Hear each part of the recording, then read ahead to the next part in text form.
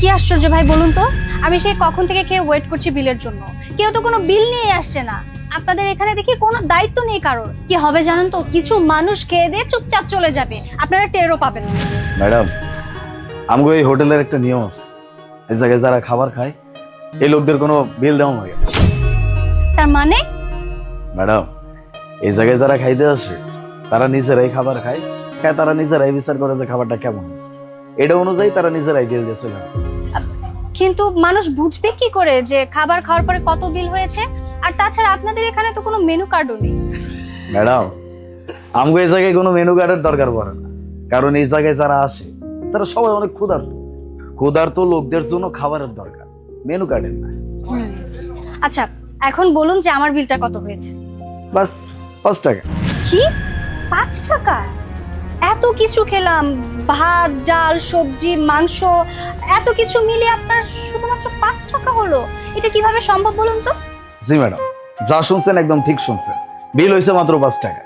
এই জায়গায় আপনি পেট ভরে যা ইচ্ছা তাই খাইতে পারবেন, কিন্তু বিল মাত্র 5 টাকা। আচ্ছা ভাইয়া, একটা কথা জিজ্ঞেস করব? জি জিগান। আচ্ছা ভাইয়া, জিনিসপত্রের যে দাম, আপনি যেভাবে মানুষকে খাওয়াচ্ছেন, এভাবে আপনার হোটেল চলছে কি করে?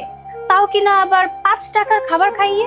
ম্যাডাম, সব কিছুই উপরওয়ালার ইচ্ছা।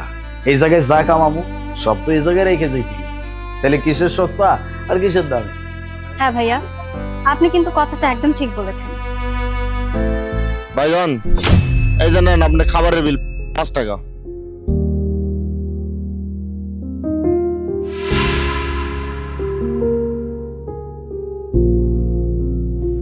আচ্ছা ভাইয়া, আপনাকে একটা কথা জিজ্ঞেস করি।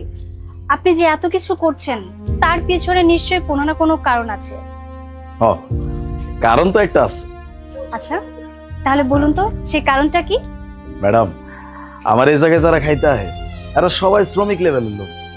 এরা সারাদিন পরিশ্রম ঠিকই করে, কিন্তু দিন শেষে পেট ভরে যে খাওয়ানটা খেয়ে এটা খাইতে পারে না। হ্যাঁ, আপনার এই কথা তো একদম ঠিক।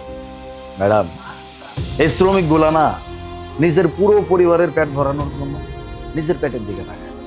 আপনি একদম ঠিক বলেছেন। আজকে যদি এখানে এই হোটেলটা না থাকতো, আমার কাছে টাকা থাকা সত্ত্বেও আমাকে না খেয়েই থাকতে হতো। হয়েছে কি ম্যাডাম, আমার আব্বাই আমার সবসময় একটা কথা, তোমার কাছে যদি এত পরিমাণ টাকা থাকে যে টাকা দিয়ে তুমি কয়েক বস্তা খাবার কিনতে পারবা, তাহলে তুমি সেই টাকা দিয়ে কিছু শ্রমিক, কিছু অসহায়, কিছু দুস্থ এইসব মানুষগুলোকে সাহায্য করো, তাদেরকে খাওয়ান দাও। আমি আপনার বাবার কথার সাথে একদম একমত। আচ্ছা ভাইয়া, আপনি যদি কিছু মনে না করেন, আমি আপনাকে আরেকটা কথা জিজ্ঞেস করতে পারি? জি ম্যাডাম, জি গান, সমস্যা নেই। আচ্ছা, এত সস্তা একটা হোটেল চালিয়ে আপনার লাভ কি বলুন তো?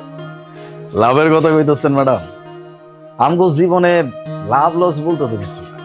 তাই এই মানুষগুলো যখন পেট ভরা খাওয়ার পর একটা হাসি দেয়, এই হাসিটা আমার কাছে অনেক দাম। আমার জন্য এটাই যথেষ্ট, আর কিছু লাগবে না। ভাইয়া, খুব বেশি তো না। আমার যতটুকু ইনকাম, সেই টাকা থেকে তো আমি 1 বস্তা খাবার দান করতেই পারি। আর সেই টাকা আমি আপনার হাতে তুলে দিতে চাই, যাতে কিছু গরিব লোক, অসহায় লোক, ক্ষুধার্ত লোকদের আপনি এই হোটেলের মাধ্যমে খাওয়াতে পারেন। ইনি। ম্যাডাম, আপনি এই টাকাটা গরিব অসহায় মানুষের জন্য দিচ্ছেন তো, এর জন্য আমি রাখছি। ভাইয়া, আসলে এই দুনিয়াতে না আপনার মতো লোক খুবই কম আছে, যে কিনা অন্যের কথা সবসময় বেশি ভাবে। আর আপনি সেই মানুষটা। আপনাকে অনেক অনেক ধন্যবাদ। ম্যাডাম, আমি কিছুই না, সবকিছুই যে উপরে একজন আছে তার ইচ্ছা। আমি তো ওসিলা কইতে পারেন। ভাইয়া, আমি তাহলে আজকে যাই। আমি এই পাশেই জয়েন করেছি। আমি মাঝে মধ্যে এখানে খেতে আসবো, কেমন? জি ম্যাডাম, ঠিক আছে। আসসালামু আলাইকুম। ওয়ালাইকুম আসসালাম। ভালো থাকবেন ম্যাডাম, আল্লাহ আপনারে আরো অনেক দিন